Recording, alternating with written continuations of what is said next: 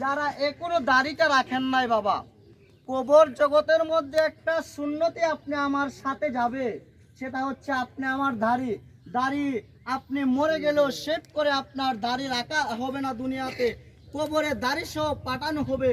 নবীজি বলেন যারা দাড়ি কাটলো দুনিয়ার জমিনের মধ্যে, তারা যেন দাড়ি কাটলো না, আমি রাসূলের কলিজাটা কেটে ফেললো, বলেন না নাউজুবিল্লাহ। সুতরাং যাদের দাড়ি উঠেছে আমি অনুরোধ করব যে বৃদ্ধ হলে দাড়ি রাখবো, বৃদ্ধ পর্যন্ত বাঁচবেন তার কোনো গ্যারান্টি আছে?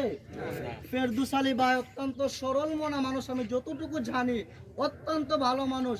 গতকালও মানুষের সাথে কথাবার্তা বলেছে, অসুস্থ থাকার কারণে হয়তোবা মসজিদে নামাজে সবসময় যায় নাই, এরপরও আলেমুল আমাদেরকে মায়া করতেন, আমাদেরকে যথেষ্ট সম্মান ইজ্জত উনি করতেন।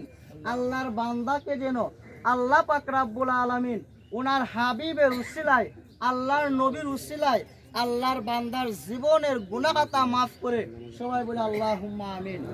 পরিশেষে আমি একটা কথাই বলবো, 5 ওয়াক্ত